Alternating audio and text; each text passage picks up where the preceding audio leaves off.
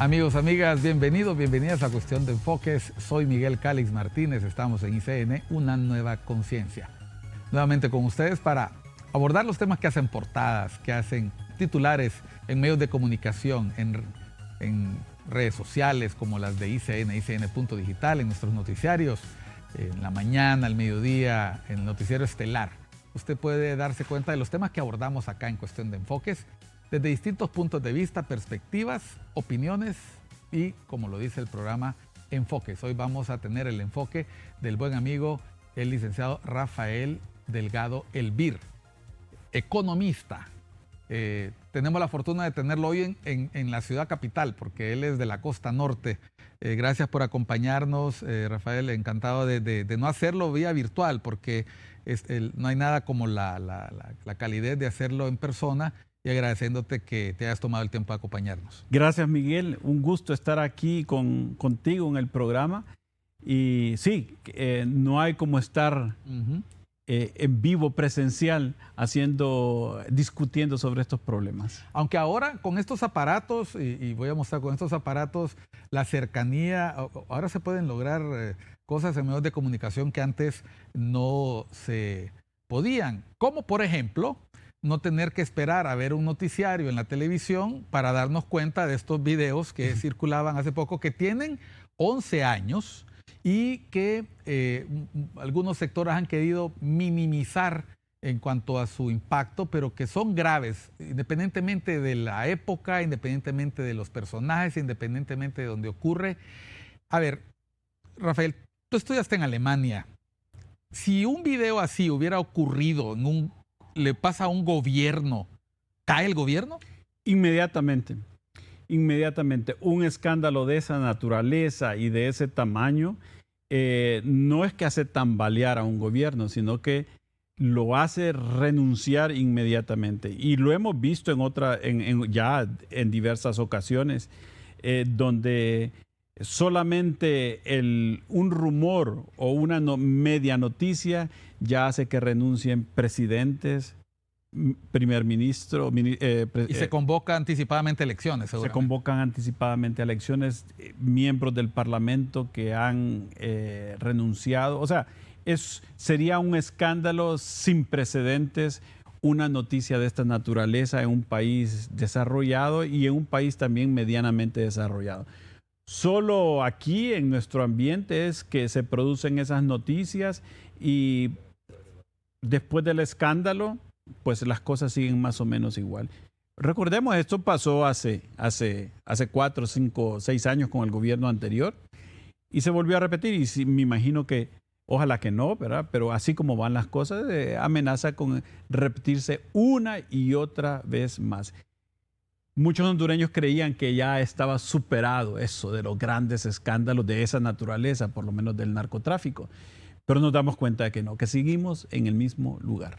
A ver, me gustaría poner en perspectiva, y vamos a poner como título escándalo, pero creemos que lo correcto es llamarlo narcovideo, porque así se les ha puesto ahora. Hay gente que se está anticipando a colocarle membrete, apodo al gobierno, a la gestión, y qué bueno que has mencionado el caso del gobernante anterior, del expresidente Juan Orlando Hernández, que guarda prisión, ya fue condenado a 45 años, y que una vez que aparece este video, se genera la sensación, como tú lo mencionabas, que cuando pensábamos que todo estaba atrás, volvemos a vivir esto y se nos avisa, como si se tratara de una película de terror, que es apenas un video de un montón. Primero dijeron 16, ahora dicen que son un centenar de todas las pruebas que los señores Rivera Maradiaga, la banda de los Cachiros, aportó como pruebas en distintos juicios, y de los que apenas se mencionaba algo.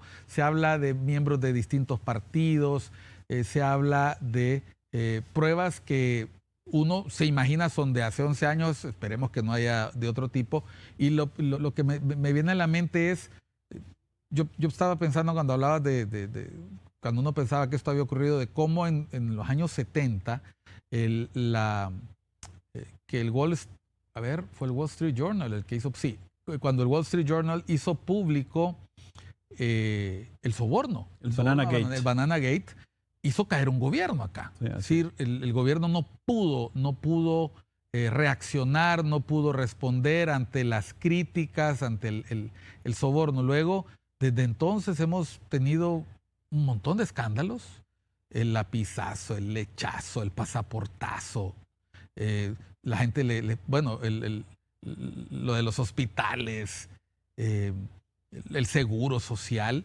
Y desde los 70s no hemos vuelto a tener un efecto así tan grave. Tal vez porque se trataba de un gobierno militar y era una oportunidad para terminar la relación con Osvaldo López. Sí. ¿A qué crees que se deba que este tipo de situaciones, al menos políticamente, no afecten? Y lo menciono porque estamos pensando, bueno, hay otros efectos.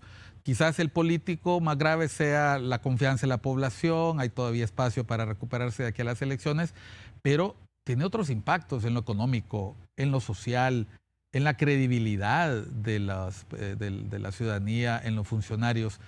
Si no va a ser la caída de un gobierno o un escándalo de esas proporciones, ¿qué efectos puede tener este tipo de situaciones? Sí, mi hipótesis es que los escándalos hoy en día no generan lo que en algún momento generó, ya que estos fenómenos de la infiltración del crimen parece ser sistémicos entre toda la clase política hondureña. Y se sabe entonces de que todos están más o menos involucrados, unos más que otros. ¿Mal de muchos, consuelo de pocos? Quizá por ahí anda la historia, entonces hay una situación donde todos podrían caer de un solo si se toman las consecuencias hasta el último punto, ¿verdad? Y por otro lado está la cultura que ya nos han inculcado de que tenemos el derecho al pataleo, pero nada más, ¿verdad? Y los partidos políticos aliados, los círculos políticos, no es tanto los partidos políticos, sino que los círculos políticos que tienen el poder, entre ellos entonces pueden mantener las estructuras, pueden seguir ejerciendo el poder, y entonces no hay cambios sustanciales. Por ejemplo, después del desastre ocurrido con Juan Orlando Hernández y Tony Hernández, pues yo nunca he visto y nunca he escuchado en el Partido Nacional una discusión ni superficial, mucho menos seria, de tratar de ver qué falló en el Partido Nacional, ¿verdad? Porque la política es como el filtro. Los partidos políticos son como el filtro. Deberían de filtrar y dejar pasar solamente a los más aptos, los más talentosos, los que tienen más valores.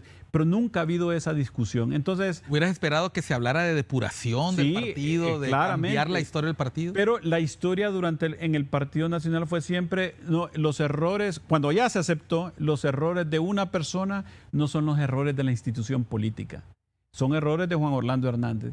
Ese discurso se vuelve a repetir hoy en día y las instituciones entonces se blindan ante eso y no hay renovación. Hoy en día el argumento es que hubo una persona que se reunió con los narcotraficantes. Bueno, estaba también un alcalde. Sí, uno, dos o tres. Y una persona que era candidato a diputado. Pero que eso no compromete la institucionalidad. Ese siempre es el argumento. Entonces, no hay ninguna depuración real dentro de los partidos políticos. Y eso también, entonces, yo creo que logra cimentar esas estructuras de poder.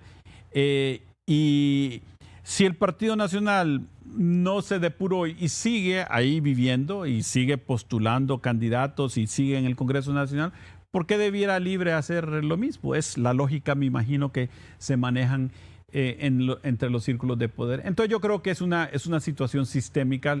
Los desastres, los escándalos ya no solamente son de un partido o de un círculo de poder en particular, sino que es algo que compromete a todos. Y todos ellos entonces finalmente se encubren entre ellos y por eso no hay esos cambios tan bruscos como quizás lo vimos en algún momento aquí en Honduras en los años 70. Y yo creo que también el tema que los gobiernos militares pues eran gobiernos que no habían surgido del voto popular. Eso entonces le quitaba también cierto sustento a los gobiernos.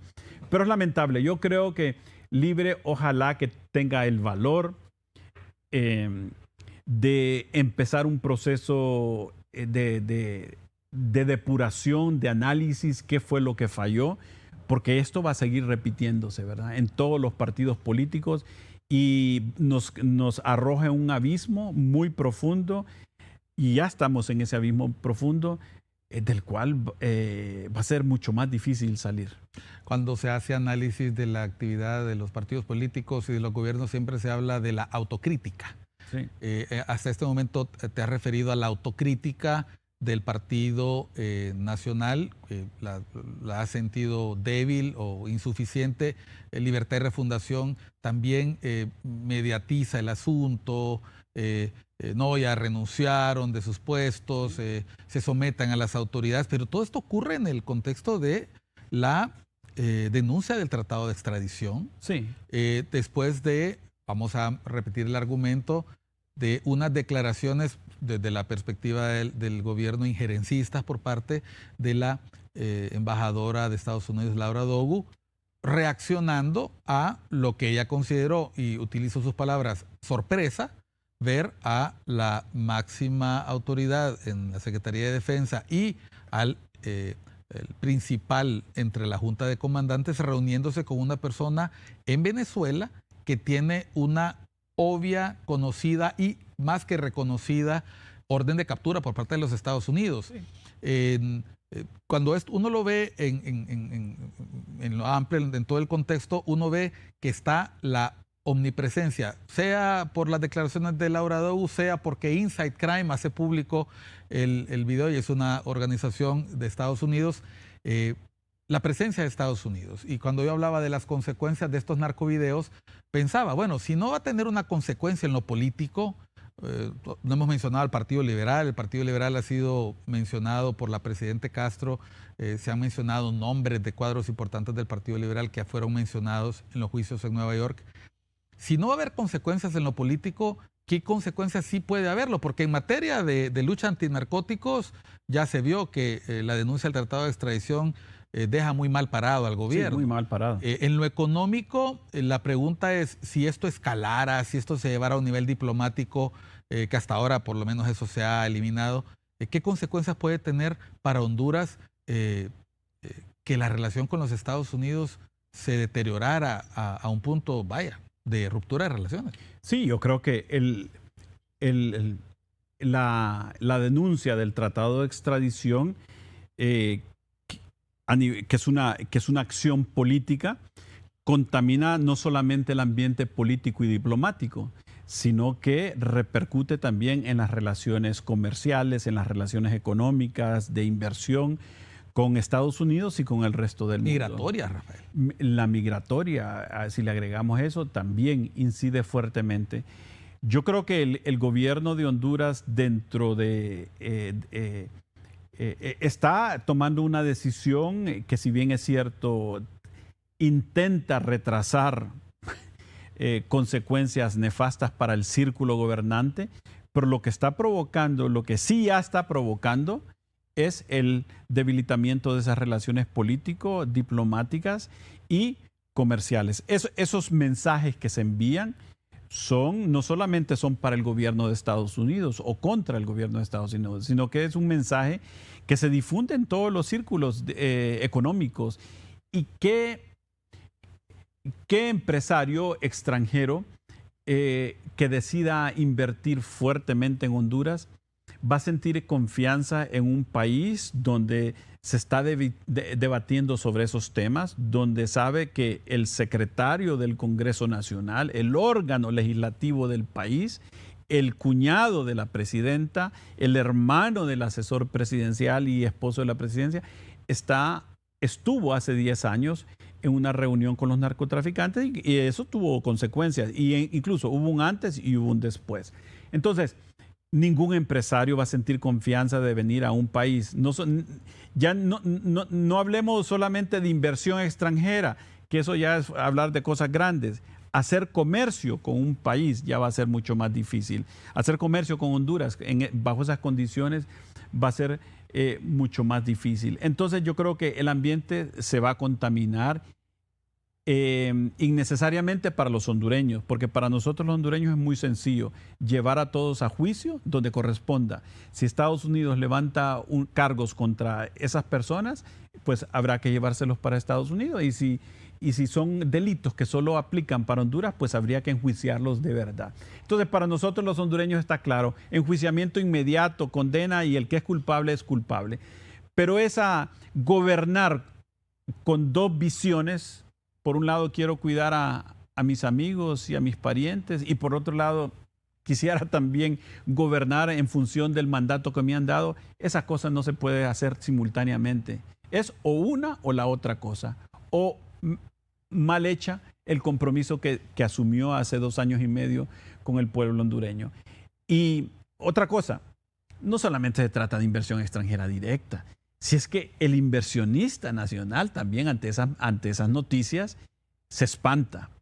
Cualquier hondureño, viendo lo que está sucediendo en este momento, avisora en los próximos meses y años complicaciones. Entonces, quien que tenga ahorros, quien que tenga intención de invertir en el país hondureño, de invertir en el país, se va a sentir seguro ante esas noticias, teniendo dudas de cómo va a reaccionar el fiscal general de la República, teniendo dudas sobre cómo va a reaccionar la Corte Suprema de Justicia, que cómo va a actuar el círculo de poder. Entonces, no hay las bases mínimas para que uno pueda decir la inversión tanto nacional y extranjera en el país tiene la mesa limpia para venir entonces y hacer sus emprendimientos. Eso es fatal, es muy malo, porque se trata de un conflicto y una relación que enturbiece las relaciones con el socio principal de Honduras, que es Estados Unidos. Nosotros somos una economía abierta y nuestro mercado natural, y no es porque así lo quiera yo, sino que así es, el mercado natural de Honduras es los Estados Unidos.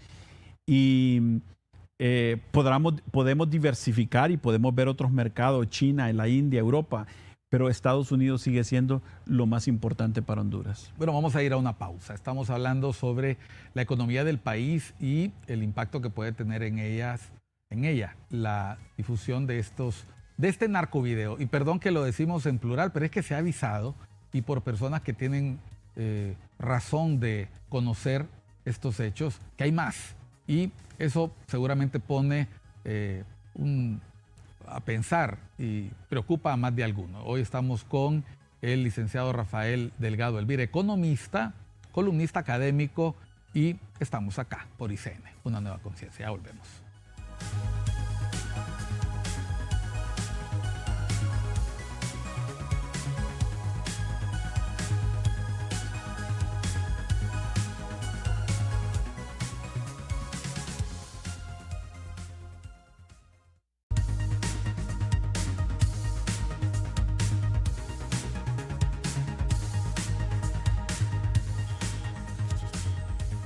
Continuamos en Cuestión de Enfoques. Estamos hoy con el licenciado Rafael Delgado Elvir, economista, analista, columnista, académico. Por cierto, el día de mañana publica su columna periódica. El buen amigo Rafael Delgado, usted la puede seguir en Diario La Tribuna. Publica, ¿verdad? En Diario La Tribuna. Búsquela, consúltela. Rafael analiza los temas de país semanalmente y lo hace precisamente sobre los temas de actualidad. El tema que se va a hablar es precisamente el que estamos hablando ahora. Cuando nos fuimos a la pausa, Rafael, hablábamos de las consecuencias de todos estos eventos, las relaciones con Estados Unidos, el clima de inversión. Nosotros hicimos una encuesta, la vamos a mostrar en unos minutos. Le pido a producción, pueden buscar la información.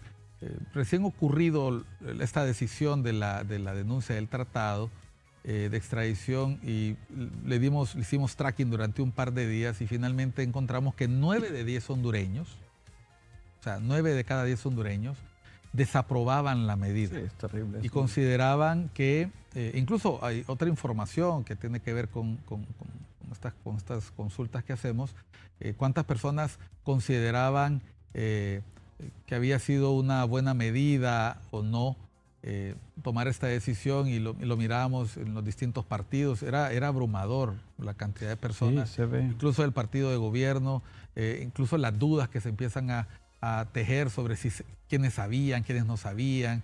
Y llamó mucho la atención que en algunos de esos datos, 8 de 10 hondureños pensaban que quizás la entonces candidata se dio cuenta de lo que ocurría. Esa es solo la opinión de la gente. Pero una abrumadora mayoría pensaba cuando fue consultada que también arriba del 90% que el expresidente Zelaya estaba enterado de estos hechos. O sea, seguro. La credibilidad de los principales cuadros de gobierno ha sido puesta en tela de duda. Cuando tú mencionabas que los inversionistas, la gente que hace comercio, ve hacia el país y encuentra que no hubo consecuencias de estos hechos, excepto una renuncia por ahí.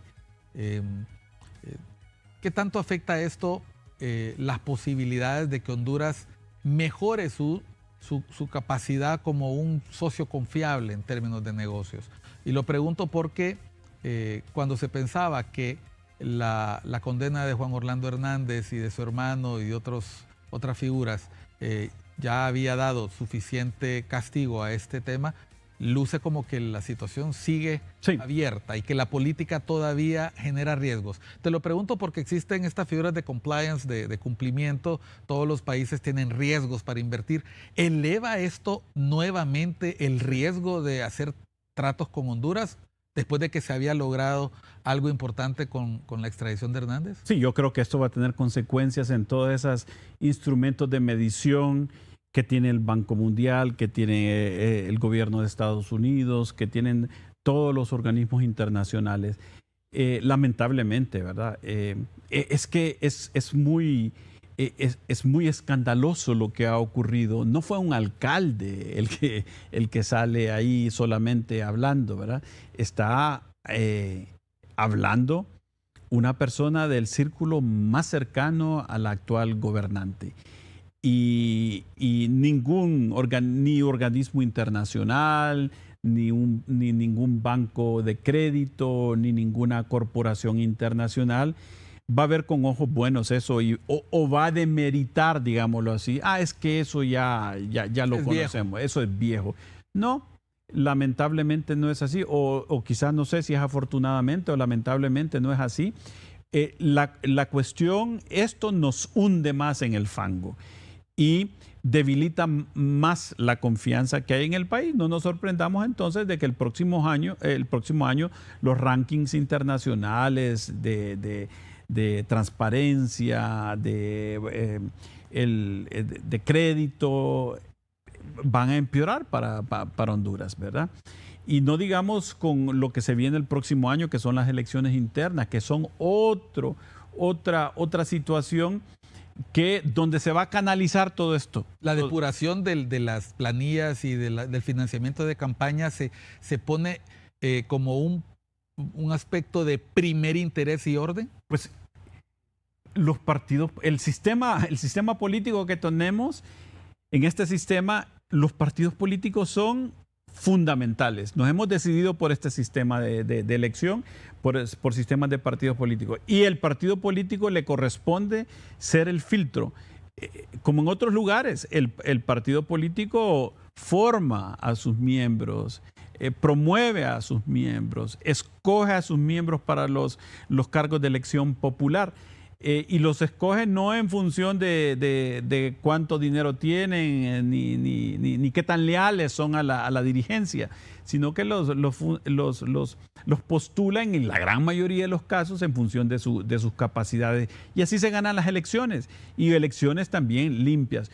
Pero aquí entonces el partido político, el que filtra, el catalizador, está postrado. Son instituciones carcomidas por la corrupción, por el narcotráfico y por todos los delitos habidos y por haber, lamentablemente. Entonces, un sistema político como el nuestro, donde los partidos son esenciales y están carcomidos, entonces el sistema no funciona. Y por eso es que vemos entonces que personas muy ligadas al narcotráfico llegan a las posiciones más altas en el país. Las puertas están abiertas. Las puertas están abiertas para el crimen organizado, para las más altas posiciones del país. Lo vimos claramente en el gobierno, en los gobiernos anteriores, y lo estamos viendo en este gobierno. A ver, entonces, el impacto en lo político, sin duda alguna lo hemos vivido, seguramente un impacto en la confianza de la población, en las instituciones políticas, de cara a un proceso electoral primario que presenta como uno de sus más grandes retos demostrar que la política está limpia. Y yo creo que estamos en el mismo punto que las elecciones del 2000, que hace 4 años, del 2000, ¿verdad? 2020. 21, Igual que las elecciones antes de esas elecciones, no hemos cambiado en lo absoluto. Y hemos aprobado reformas, hemos creado instituciones, el Consejo Nacional Electoral, el Tribunal Supremo de Justicia, la oficina de la Comisión de Política Limpia, tenemos un Tribunal Supremo Superior de Cuentas, hemos electo una nueva Junta, una nueva Corte Suprema de Justicia, Fiscal General de la República. Bueno, todo un estamento complicado de instituciones y de personas que deberían estar abocados a eso, a depurar las elecciones. Y los resultados siguen siendo los mismos. Las reformas electorales no se han querido aprobar.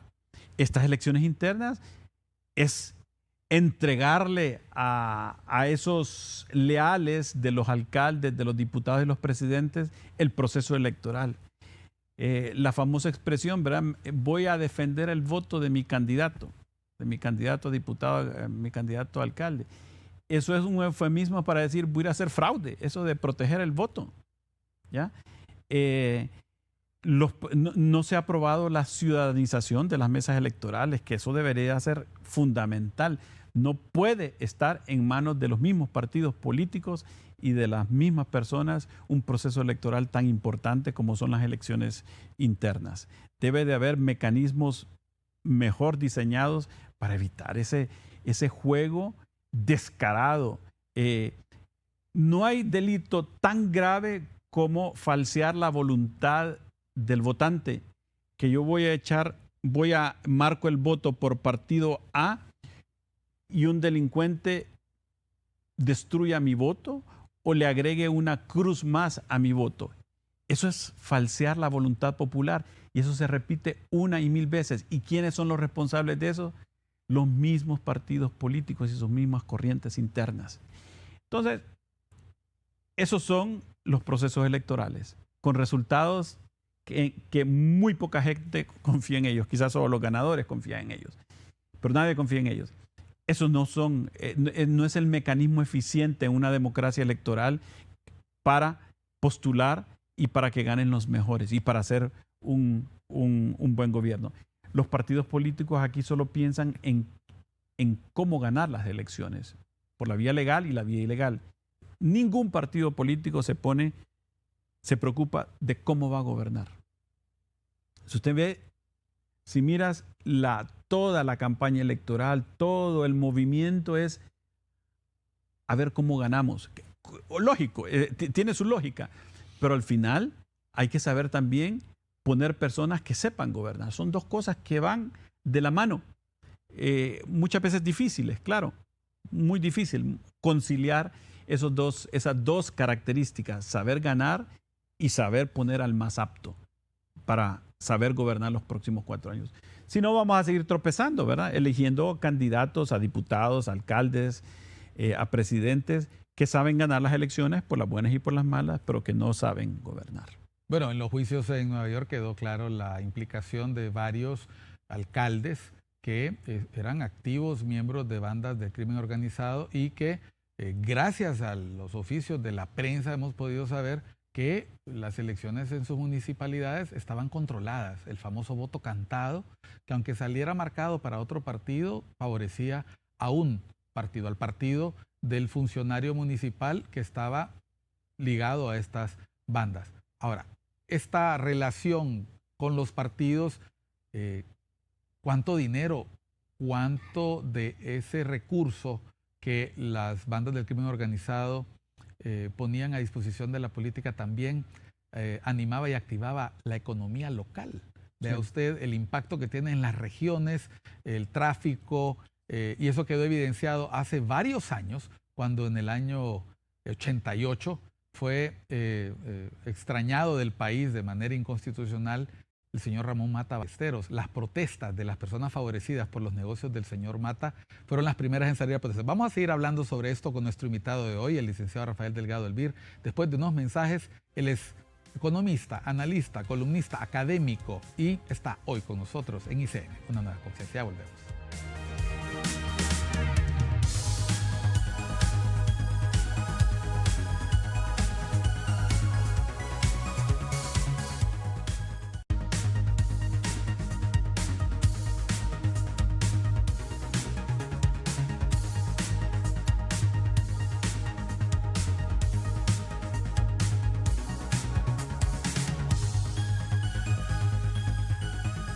Continuamos en Cuestión de Enfoques con el licenciado Rafael Delgado Elvir, economista, analista, académico y además columnista, con sesudos análisis todas las semanas durante todo el año sobre los temas que son de interés nacional e internacional, precisamente por la formación. Tú eres economista, Rafael, sabes que en el país hay distintos factores que permiten que el país pueda ser catalogado de un país de renta media, un país pobre, un país desarrollado, un país menos desarrollado.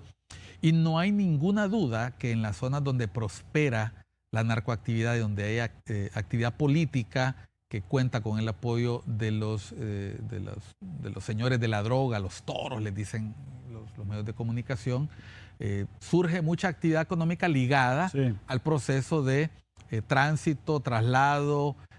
Es archiconocido, comunidades en La Mosquitia, en Colón, en Occidente, que han prosperado precisamente alrededor de las actividades ilícitas de estas familias que fueron juzgadas en los Estados Unidos. Podemos decir nombres ahora porque ya no se trata de supuestos, se trata de personas condenadas. Me refiero a los Valle, a los Rivera Maradiaga, solo por mencionar dos nombres, pero también están los Ardón en la zona de Occidente y otros nombres que han surgido en estos días.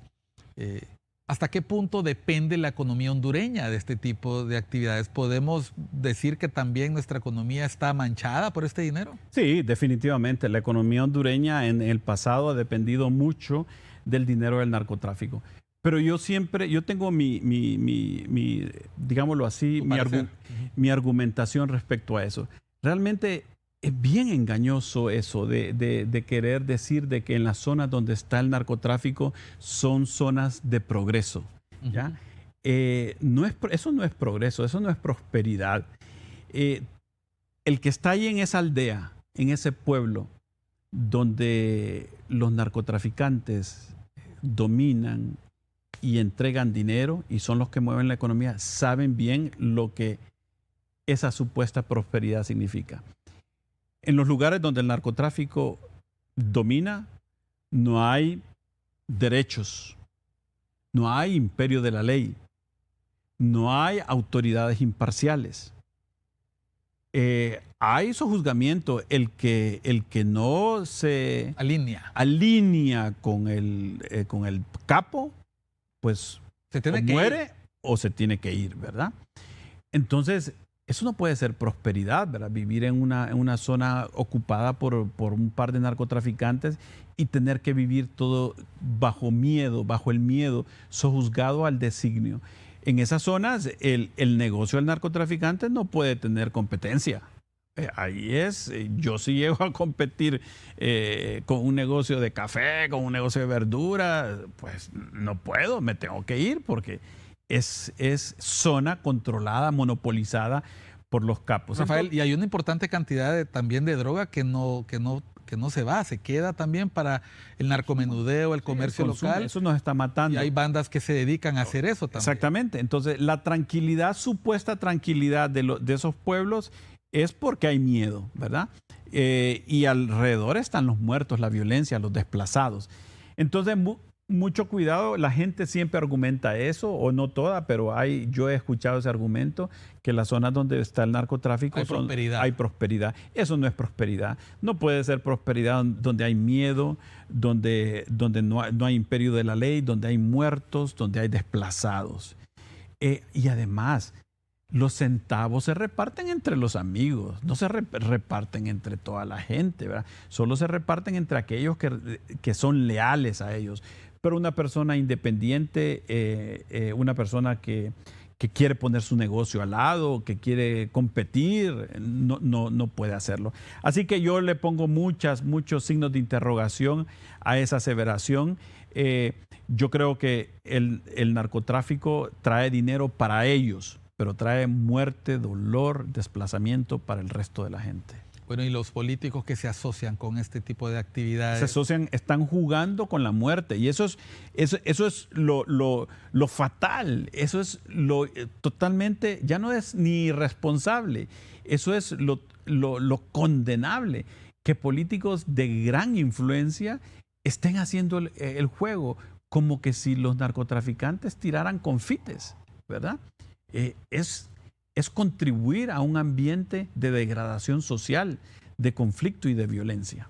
Ahora, cuando se argumenta que este es un negocio que no cesa porque hay consumidores en Estados Unidos, ¿resta eso el deber obligación que el país tiene de atacar el problema? Obviamente que uno de los grandes problemas, y si no el principal, es que hay demanda de ese producto, y la demanda está en el norte. Sí, hay que exigir.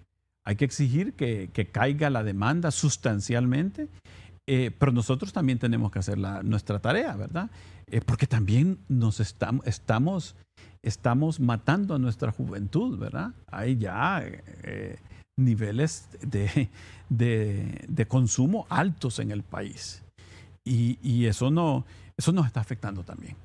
Ahora, desde los voceros gubernamentales se ha cuestionado las declaraciones de la embajadora Dogu de injerencistas, de atentar contra la soberanía del Estado, al expresar su preocupación de que altos cargos de las Fuerzas Armadas de la Secretaría de Defensa hayan visitado Venezuela en el contexto en que se dio esa visita, después de unas elecciones que prácticamente ningún país valida como elecciones legítimas, y para reunirse con el alto jerarca de mayor altura en este país, el señor Vladimir Padrino, a pesar de que se conoce que existe un reclamo de los Estados Unidos de la presunta implicación de este caballero en actividades de crimen organizado.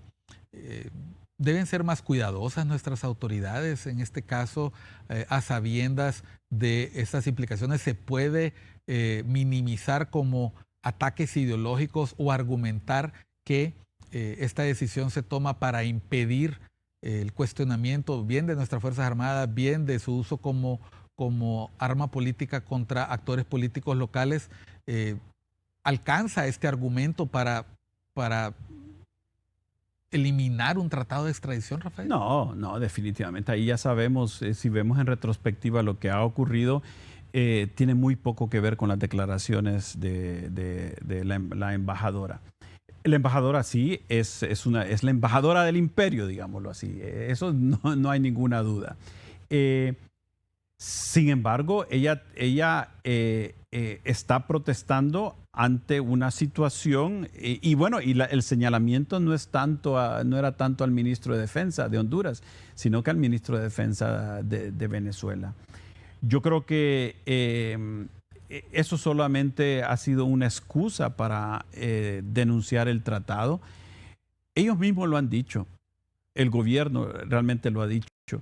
Aquí quieren chantajear. Bueno, entonces, ¿por qué los quieren chantajear? Hay argumentos entonces detrás hay pues evidencias como para chantajearlos. Es la pregunta que yo lanzaría. Y bueno, la evidencia para chantajearlo salió días después, ¿verdad? Con las declaraciones de Carlos Zelaya, que dijo que se había reunido con los capos del narcotráfico. Y ya conocemos el video, ¿verdad? Yo creo que la embajadora está haciendo su labor, es la embajadora de Estados Unidos, un poder económico, político en el mundo y en especial en Centroamérica y en el Caribe. Ahora, lo que no debemos tener como país es un doble discurso, ¿verdad?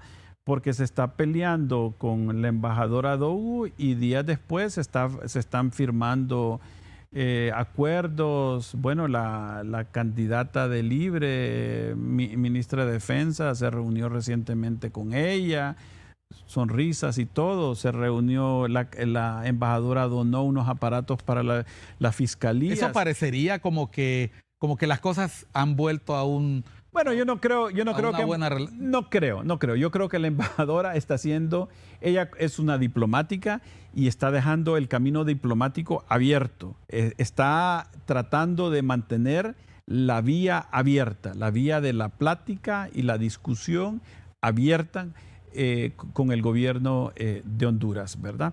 Pero por otro lado está el discurso fuerte, ¿verdad? Pero yo creo que es parte de la estrategia de no cerrar el camino, sino que mantener esos canales de comunicación con el país.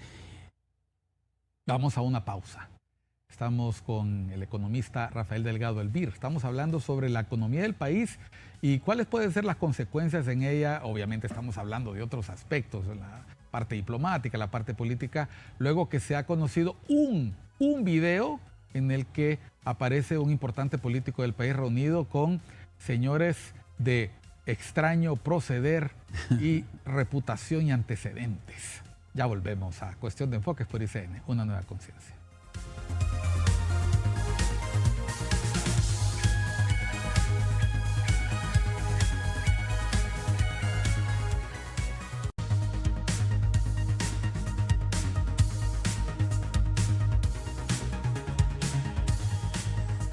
Entramos en el segmento final de Cuestión de Enfoques, hoy con el licenciado Rafael Delgado Elvir, economista.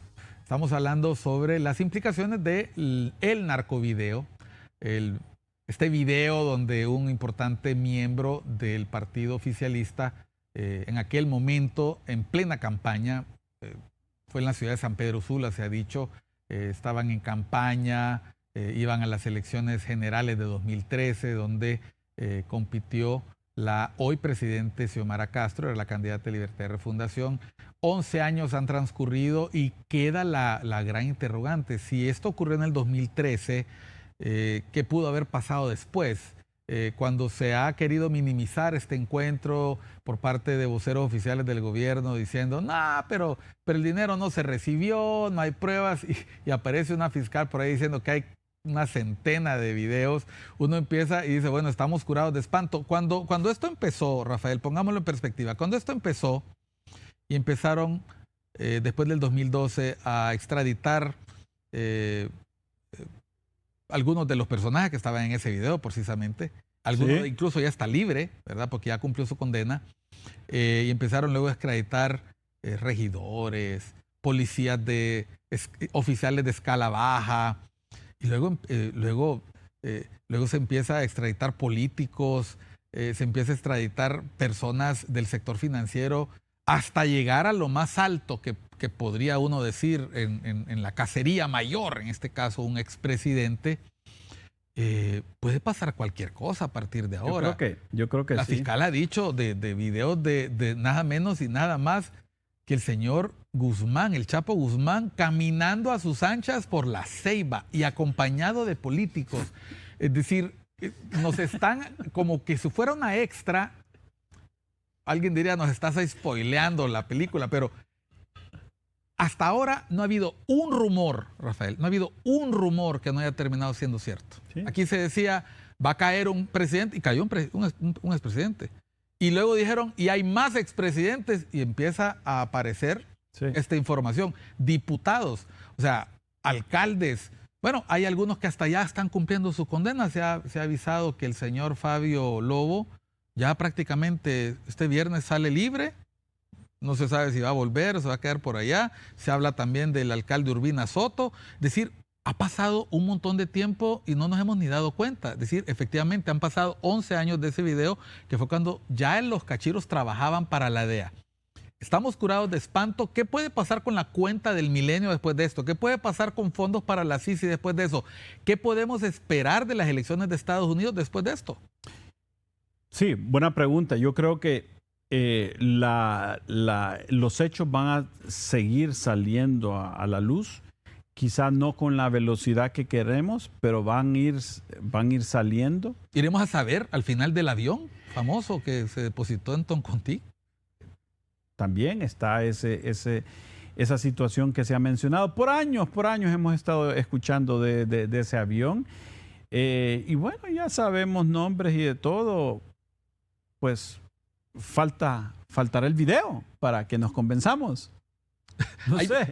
Como se dice, bueno, algunas personas van a entender esta alusión. ¿Hay video? ¿Hay video? O sea, tú sabes a qué me refiero. ¿Hay video? Si hay fotos, hay video. Ya nos dijeron que hay videos. Sí. Sí, es la situación es muy alarmante, realmente de preocuparse. ¿No sería mejor que el gobierno dijera de un solo, suelten los videos, ya, salgamos de esto, porque nos tienen en una expectativa que no sabemos qué otro escándalo? Y ahí sí temo que el gobierno puede tener algo de razón, que se utilice el filtrado de estos videos para impactar las elecciones. ¿Tú crees que las próximas elecciones van a estar dominadas por este tema? Definitivamente. Hay un antes del video y un después del video. Y lo digo claramente en cuanto a las elecciones primarias y las elecciones generales. Por eso la reacción del gobierno diciendo de que se está gestando un golpe de Estado. Realmente hay un descontento profundo, furia en la gente. Y el gobierno ya no tiene el sustento que tenía hace un par de semanas. Hoy está en una situación muy lamentable. Control de daños ahorita. En cuanto a prestigio, en cuanto a simpatía, en cuanto a lealtad, está muy baja. Y eso impacta en la gobernabilidad. En el Congreso Nacional ya no hay mayoría, ya no tienen mayoría para que... me parece que es muy difícil que ellos tengan en algún momento una mayoría simple, ¿verdad? Ya no digamos una mayoría calificada. Sería muy difícil pues pretender aprobar algo sin el Partido Liberal. Hasta los diputados de Libre se han revelado. O sea que hay indicios de ingobernabilidad, hay muestras tangibles de descontento. Y bueno, en el marco de eso, lógicamente ellos están sacando la bulla de que es golpe de Estado lo que se está gestando. Lo que se está gestando es un sentimiento de rechazo a todo lo que se ha visto y una deslegitimización de todo lo que tenemos hoy en día, ¿verdad? Es decir, yo creo que, como dijimos al principio, en un país más o menos democrático, con instituciones fuertes, con políticos serios, esto sería un parteaguas y tendría que venir algo diferente a lo que tuvimos antes. Pero no, en el país aquí tenemos una democracia presidencial con caciques, con nepotismo y no hay espacio para esos ajustes y toda crisis política se trata de confundir como una intención de golpe de Estado.